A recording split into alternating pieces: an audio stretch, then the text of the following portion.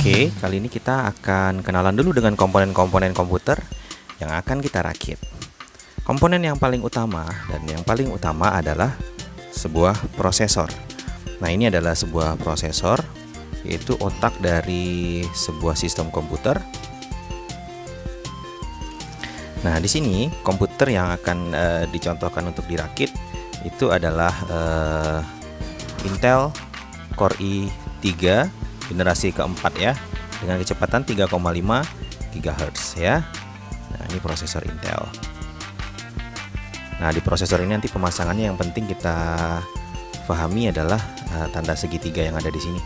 Itu harus sama dengan tanda segitiga yang ada pada motherboard. Oke. Kemudian komponen berikutnya adalah RAM ataupun Random Access Memory, di mana RAM ini merupakan memori menyimpan sementara pada sistem komputer.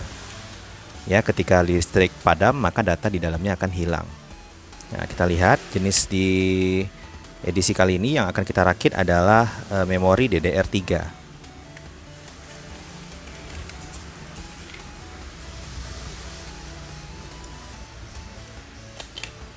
Ya, ini dia bentuk RAM. Ini RAM DDR3 tapi untuk PC ya. Kalau untuk laptop dia ukurannya setengahnya dari ini.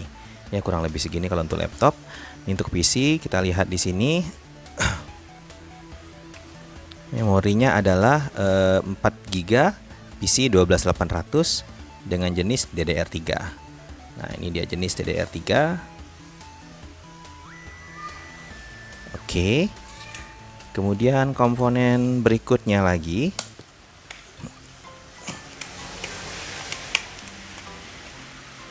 yaitu tempat penyimpanan data pengganti hard disk. Nah, ini namanya adalah SSD atau dikenal dengan Solid State Drive. Di sini ukurannya adalah 128 GB. 128 GB. Nah, ini sudah memiliki kecepatan SATA 3, 6 GB per second, SSD ataupun Solid State Drive. Ini ada keterangannya di sini ya. Nah, jadi nanti sistem operasi ataupun data dalam komputer ini akan diinstal di SSD ini. Nah, SSD ini memiliki kecepatan yang lebih cepat daripada hard disk drive biasa karena dia sudah tidak menggunakan piringan lagi sebagai mekanisnya, tapi dia sudah menggunakan NAND memory, prinsip yang digunakan seperti pada flash disk. Kemudian komponen berikutnya ada fan prosesor ataupun heatsink fan, pendingin sekaligus kipas ya. Nah, penyerap panas yang ada di sini. Nah, di sini nih biasanya sudah ada paste ya, thermal paste untuk supaya panas dari prosesor itu bisa ditransfer dengan baik ke heatsink fan ini. Nah, ini nanti kita akan pasangkan ke motherboardnya. Kali ini adalah PC rakitan untuk home user biasa ya, bukan untuk gaming ataupun untuk design editing. Kemudian ada motherboard tentunya ataupun papan induknya. Nah, ini adalah motherboard. Saat kita mau merakit sebuah PC, kita harus pastikan dulu motherboard yang kita beli itu harus sesuai dengan prosesor yang kita beli juga. Begitu juga RAM-nya. Jadi ketersesuaian antara prosesor, motherboard sama RAM itu sangat penting sekali. Semuanya akan bermuara ke motherboard ini. Semua komponen akan bermuara ke motherboard ini. Nah, ini adalah contoh motherboardnya yang akan dirakit nanti. Ada beberapa port ya, port audio, ya, mic, kemudian line in, kemudian ada port USB 3 yang berwarna biru. Ini port USB 2, ada LAN internal, ada VGA, card internal, ada port DVI juga ya untuk ke monitor juga, ada port mouse dan keyboard yang masih PS2. Nah, nanti prosesor kita akan letakkan di bagian ini.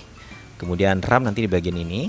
Ya, RAM ini berbeda. Kalau DDR3 ya cocoknya dengan yang seperti ini. Jadi nanti kalau DDR4 ininya berbeda lagi jumlah dari slotnya. Makanya kita harus pastikan antara motherboard, RAM dan prosesor itu harus sinkron. Nah, ini misalkan RAM tadi, ini akan yang dipasang di sini nanti. Karena kalau tidak sesuai nanti ceruknya ini ya, pembatasnya ini itu berbeda setiap jenis RAM. DDR2 berbeda, DDR4 juga berbeda. Nanti takutnya tidak masuk ke dalam motherboard kita. Begitu juga prosesor punya soket. Nah, kalau di sini kebetulan soket untuk Core i3 ini dikenal dengan soket. Di sini biasanya ada tertulis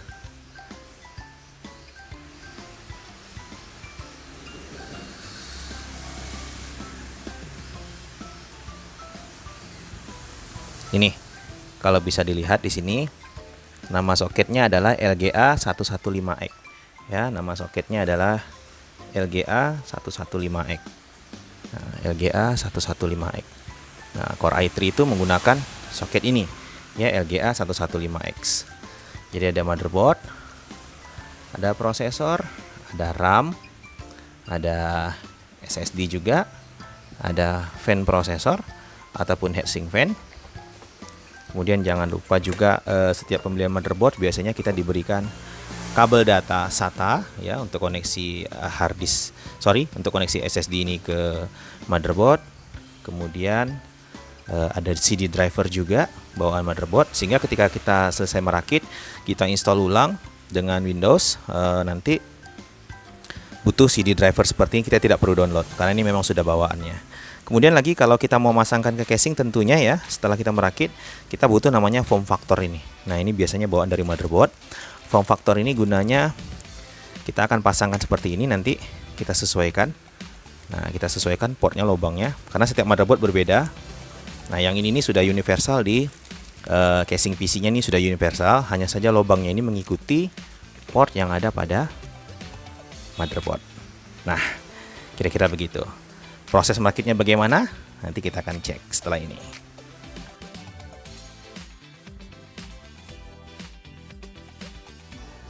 Oke, sekarang kita lanjut ke tahap instalasi ataupun perakitan komputer ini.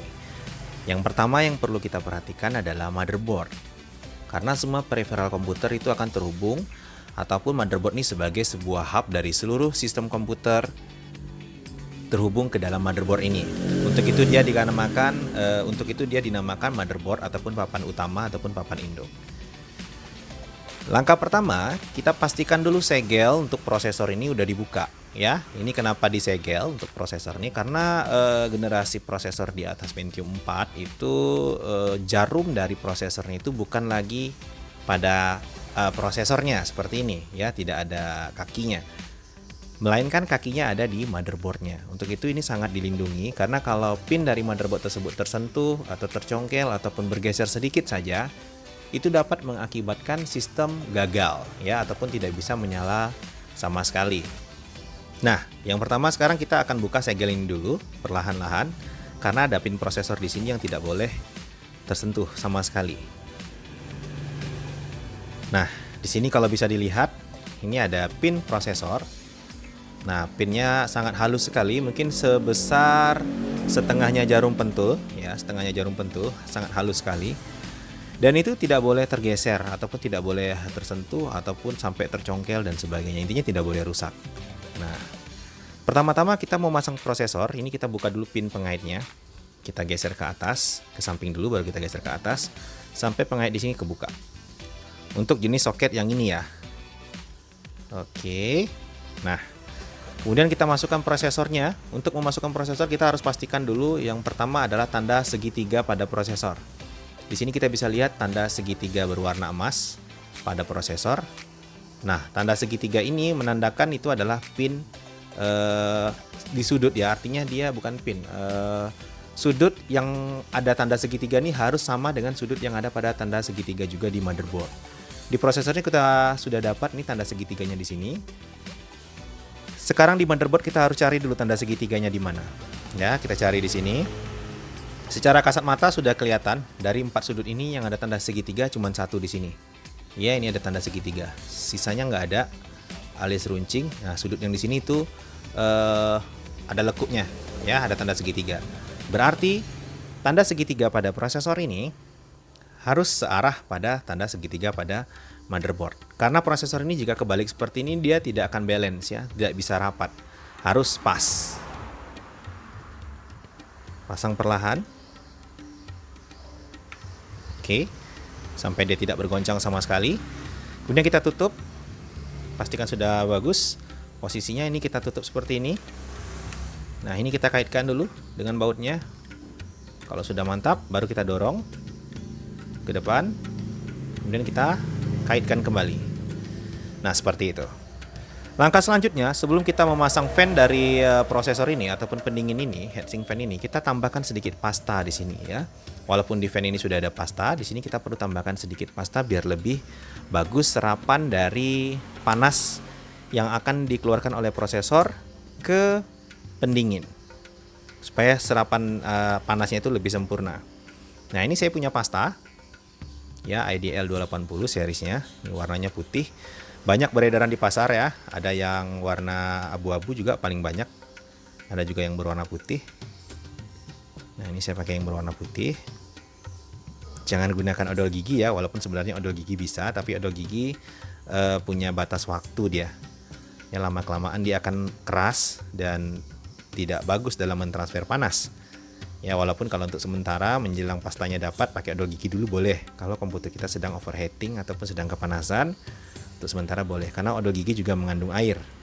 Itu sangat berbahaya. Nah, setelah kita pasang seperti ini, kita pasang pastanya.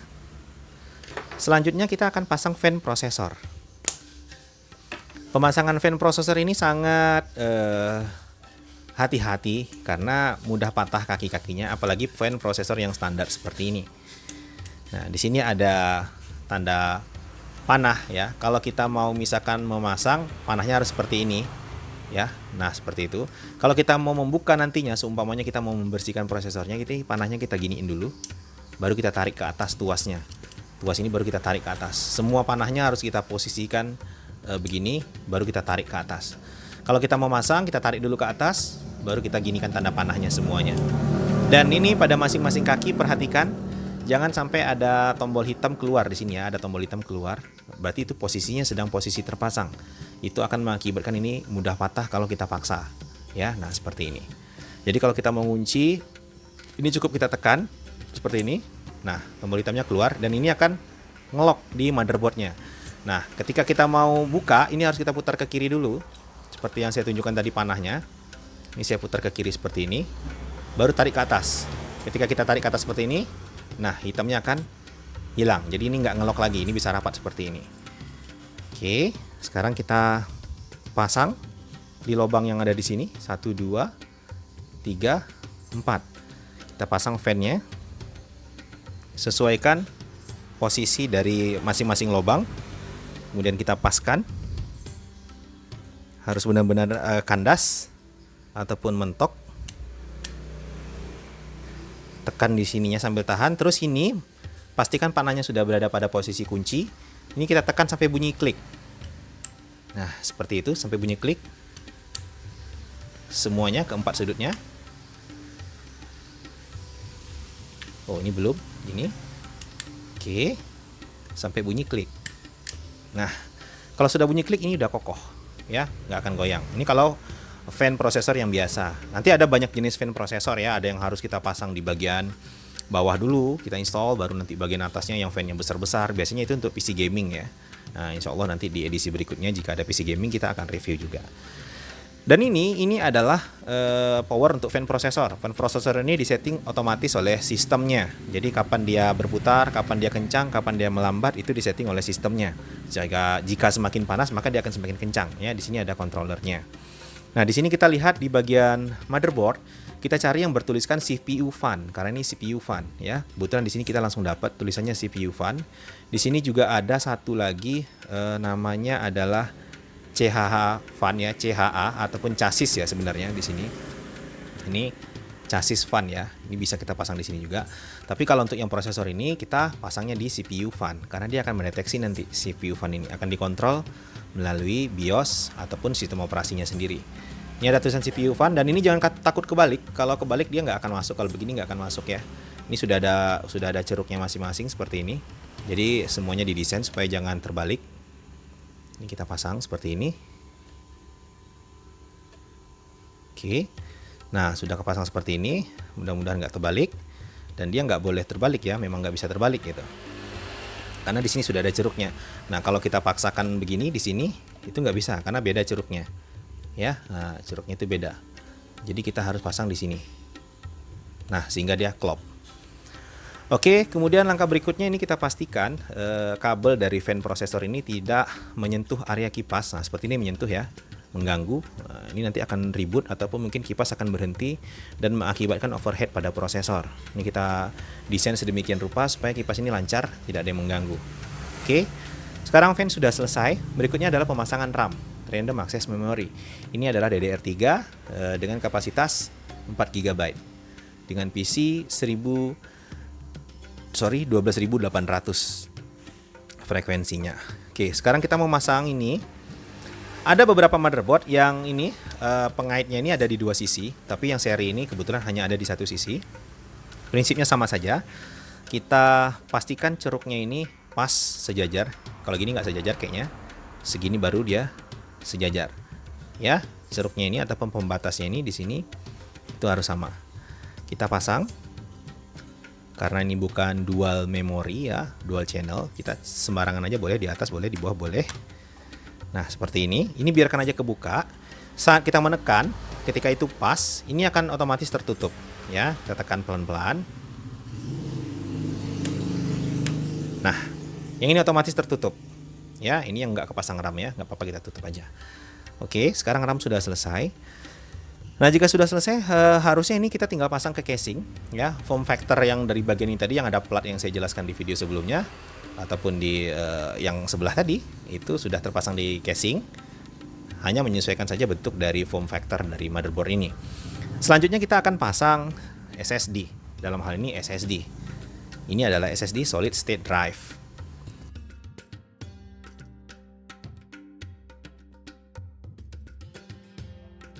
Nah, jadi di sini ini harus sejalan dengan yang di sini supaya tidak patah, supaya jangan terpaksa dia, nggak boleh dipaksa masuknya. Nah, dia pas. Kemudian nanti yang ini akan tercolok ke motherboard. Tapi pilih biasanya di motherboard tuh ada dua jenis SATA. Ini kalau kita lihat di sini ada port SATA. Ini warna hitam, ini warna kuning. Yang hitam ini biasanya SATA 2. Masih kecepatannya lebih rendah. Kalau yang ini udah SATA 3, kecepatannya sudah 6 gigabit per second. Nah, di sini ada tulisannya SATA 6G ya, 6 gigabit per second. Kalau ini masih SATA 2 yang berwarna hitam. Ada beberapa motherboard di sini berwarna biru ataupun juga berwarna merah. Intinya kita gunakan yang di sini supaya kinerja dari SSD ini bisa maksimal. Ini tercolok ke bagian motherboard seperti ini. Sama, kita lihat juga bagian ceruknya. Kalau kebalik dia nggak akan kepasang. Jadi kalau kita misalkan pasang di sini agak nggak masuk, jangan dipaksa ya. Kalau dipaksa tetap masuk tapi patah. Nah, akan terpasang ke sini. Kemudian yang satunya di untuk power itu saya contohkan seperti ini nanti karena power supply-nya ada di casing ya. Powernya seperti ini juga sama. Di bagian ini ada ceruk seperti ini juga di sebelah kanannya, di sebelah kirinya nggak ada. Dan itu harus kita sesuaikan juga yang ada di SSD-nya. Nah, seperti itu. Kita pasang seperti ini nantinya. Nah, ini sudah masuk. Nanti di power supply-nya kita sesuaikan ya. Ini hanya saya sebagai contoh. Ini saya ambil kabel jumper saja supaya untuk contoh. Nah, seperti ini. Kalau sudah masuk, ini nanti kita tempatkan di casingnya, kita rapikan sedemikian rupa sehingga SSD ini bisa tempatnya aman. Walaupun dia tidak ada disk, tapi kita harus posisikan dia di tempat yang aman supaya tidak mudah terguncang. Kemudian langkah berikutnya yang gak kalah penting dalam menginstal komputer ataupun merakit komputer, di sini adalah form factor untuk panel yang ada di depan. Jadi tombol power, tombol reset, LED itu semuanya ada di casing komputer. Jadi kita harus sesuaikan di motherboard. Seperti di sini, ini ada dua baris. Baris yang paling atas yang warna kuning ya, kita fokus ke yang warna kuning. Baris yang atasnya ada 1, 2, 3, 4. Ada 4 pin ya, yang warna kuning. 1, 2, 3, 4. Yang bawahnya kuning yang bawah 1, 2, 3, 4, 5. Ada 5 pin. Nah, kita lihat di sini ada, kita bisa baca yang paling atas power LED, artinya lampu power. Terserah nanti kalau di casingnya ada bilang power LED, ada bilang power LED, ada bilang power lamp gitu aja, ataupun ada yang bilang PWR plus negatif gitu ya, plus minus ya. Nah, plus ini untuk yang positif, minus ini untuk negatif. Jadi dia dua pin pertama sebelah kiri positif, sebelah kanan negatif untuk LED-nya supaya lampunya menyala ketika power dinyalakan. Kemudian di sebelah kanannya lagi ada PWR button, artinya power button ataupun tombol power.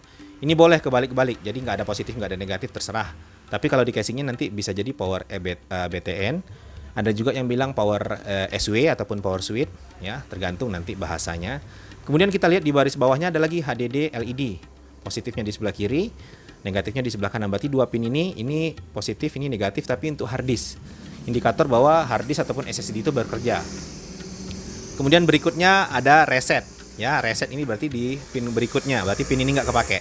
Nah ini reset, dua pin ini adalah reset. Reset sama seperti power button, boleh kebalik-balik. Ya, nanti kita akan sesuaikan di bagian casingnya. Nah itu sudah selesai. Kita tinggal masukkan motherboard ini ke dalam casing untuk kita uji coba. Nah ini adalah casing, cukup besar untuk di atas meja kerja saya. Jadi agak saya geser-geser sedikit. Kita lihat yang pertama yang kita pasang adalah form factor ini, plat ini. Pasangnya dari dalam seperti ini.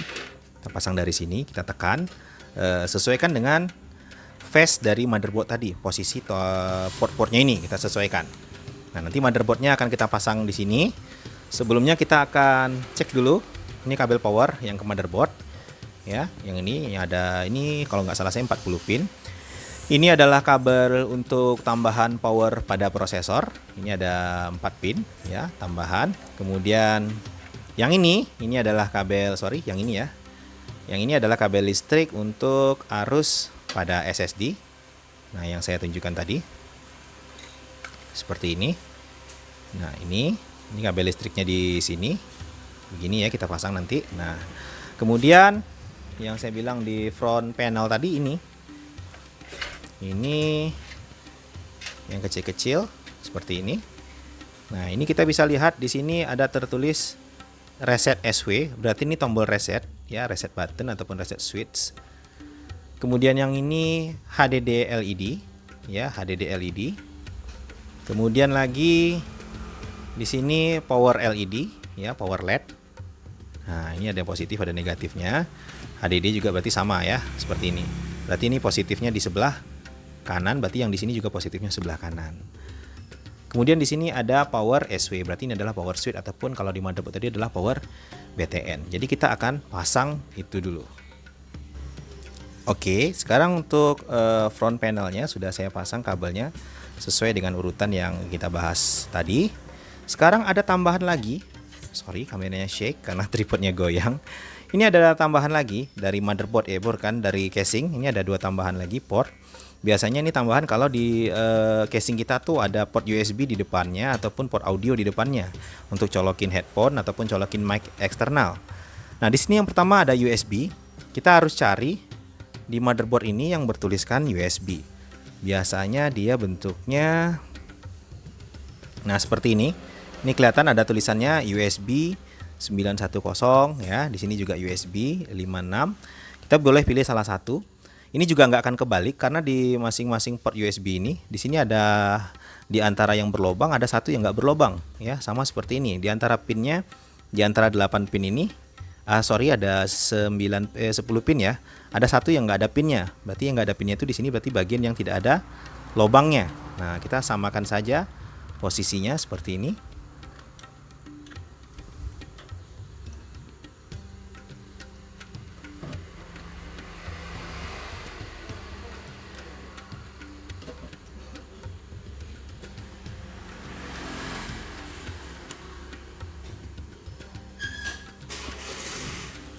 Oke, kita pasang. Nah, kemudian ini adalah port audio. Nah, port audio kita cari yang ada audio atau A saja kodenya. Nah, ini dia audio AAFP. Di sini ada dari 10 pin, ada satu yang nggak ada pinnya tapi di bagian sini ya, bukan di ujung seperti USB tadi. Sini juga sama, ya. Nah, di sini juga sama, seperti itu. Ada di antara lubang tuh ada satu yang nggak ada lubang, jadi kita sesuaikan saja. Sesuai pin di sini, jadi dia nggak akan kebalik. Seperti ini.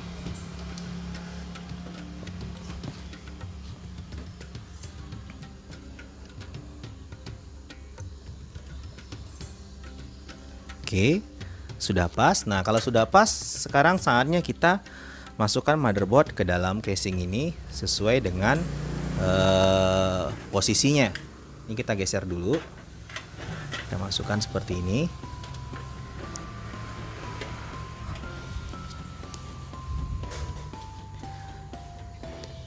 Ini saya cocokkan dengan form faktornya ya, kalau bisa lihat seperti ini. Ini dengan port yang di sini dengan yang di sini tadi itu kita sesuaikan. Sorry ya, angle kameranya agak sulit.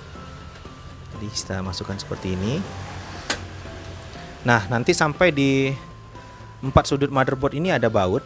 Bautnya itu harus pas ke area yang ada di sini. Di sini ada bagian yang untuk kita pasang baut.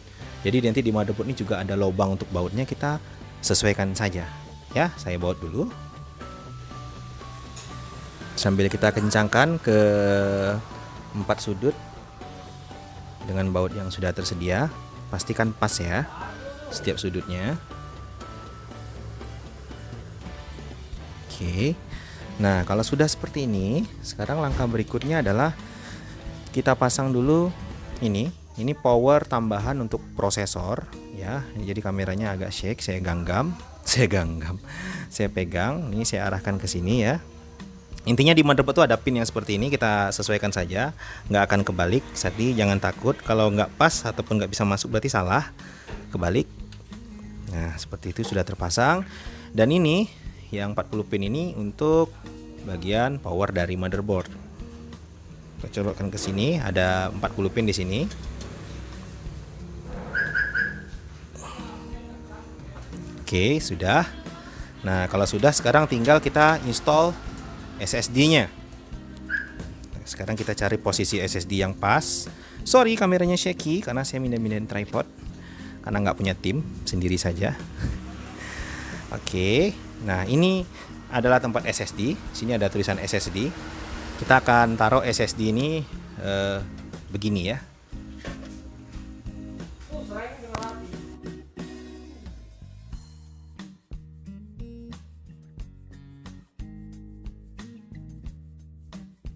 Oke, di sini kita cek. Di sini ada tulisannya SSD.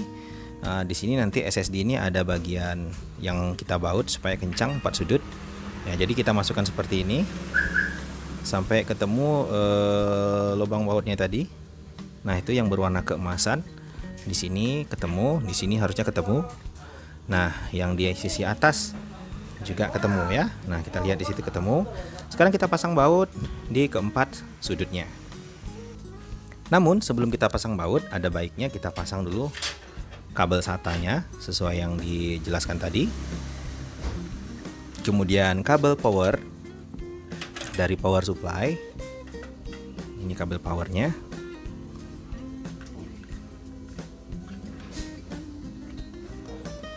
Baru kita pasang kabel data yang satu lagi, yang dari sini ke motherboard, ke SATA 3, port SATA 3 yang berwarna kuning. Oke, baru nanti kita akan letakkan SSD-nya di sini sampai ketemu ini posisi untuk dikencangkan bautnya begini. Nah, sudah. Nah, kita akan kencangkan 4 bautnya di sini. Nah, kalau sudah sampai tahap ini, udah selesai. Kita tinggal tutup casingnya untuk kita uji coba sistemnya ini berjalan apa tidak. Ya, ini sudah kita pasang semua power, kemudian kita tutup casingnya.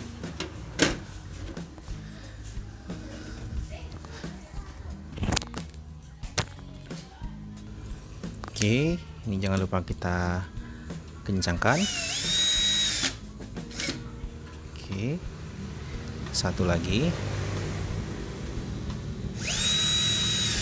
Oke, sudah.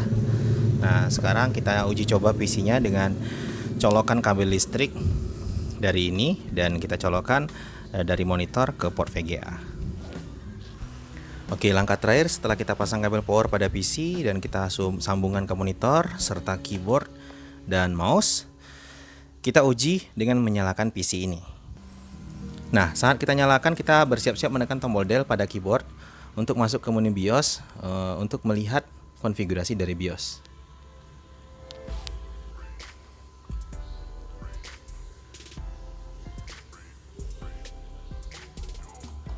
Oke, kita siap-siap tekan tombol del pada keyboard untuk masuk ke menu BIOS.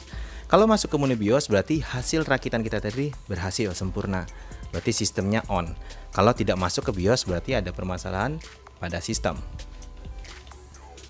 Nah, sekarang sudah masuk ke menu BIOS. Jika ada tampilan seperti ini, masuk ke menu BIOS. Setiap PC ataupun setiap motherboard memiliki tampilan BIOS yang berbeda. Nah, di sini ini punya monitor ya. Menu yang tampilnya adalah menu monitor. Nah, ini adalah menu-menu BIOS-nya. Pertama kita cek dulu SSD tadi terdeteksi apa tidak. Ya, kita lihat di sini. Beda menu, beda ya. Kita lihat di sini bagian boot. Nah, di sini ada boot option. Kita lihat di sini. Di sini sudah terdeteksi ada Apache ya, 128 GB. Ini adalah SSD kita ya, merek SSD kita. Berarti terdeteksi di bootnya. Kalau di main kita lihat juga. Oke, coba di advance. Nah, di advance kita masuk ke SATA configuration. Kita cek di sini. Kita lihat di sini ada SATA ya. SATA 6 GB warna kuning. Terdeteksi satu ada Apache AS350. Saya coba zoom. Nah, di sini kelihatan Apache yang terpasang di SATA 6G1 yang berwarna kuning ya, yellow. Nah, kalau ini SATA 3 GB ya, yang berwarna dark brown atau yang seperti hitam tadi. Ini kecepatannya cuman 3 GB. Kalau yang ini 6 GB, yang berwarna kuning terdeteksi ya. Berarti SSD yang kita pasang terdeteksi dan aman. Langkah selanjutnya adalah kita lakukan instalasi sistem operasi. Nah, untuk instalasi kita akan buat di video yang terpisah. Lalu kita akan coba nanti bagaimana sistem ini setelah diinstal dengan SSD, apakah memang terasa lebih cepat untuk prosesnya. Kita akan lihat. Setelah ini saya akan install, tapi install tidak masuk ke dalam video ini, mungkin akan ada di video terpisah. Sekarang kita lihat. Nah, sekarang dalam kondisi SSD-nya sudah terinstall Windows ataupun sistem operasi. Kita lihat nih dari proses menyala. Kita mulai 1, 2, 3, 4, 5, 6, 7, 8, 9, 10, 11, 12, 13, 14, 15, 16, 17, 18. Sudah selesai. Di sini di hitungan ke-18 detik, hitungan saya, hitungan detiknya mungkin tidak akurat ya, tapi menurut hitungan saya udah langsung bisa dipakai ya. Cukup cepat ya, cukup cepat, ini udah langsung bisa dipakai karena kita gunakan SSD. Memang terasa lebih cepat daripada kita gunakan hard disk. Nah, ini sistemnya udah ready untuk digunakan. Cukup cepat, dan kita lihat shutdown-nya seharusnya juga lebih cepat. Kita cek shutdown. Dia mulai shutdown 1, 2, 3, udah shutdown. Cepat ya. Oke, itu dulu untuk video kali ini proses merakit komputer ya. Tapi kalau untuk proses menginstalnya nanti di video yang terpisah. Bagaimana cara merakit sampai dia running up dan kita buktikan bahwa SSD itu memang betul-betul kencang. Terima kasih telah berkunjung. Semoga video ini bermanfaat. Jika Anda suka, silakan subscribe, like, share, and comment. Terima kasih dari saya, 786 Komputer Official. Assalamualaikum warahmatullahi wabarakatuh dan salam bahagia.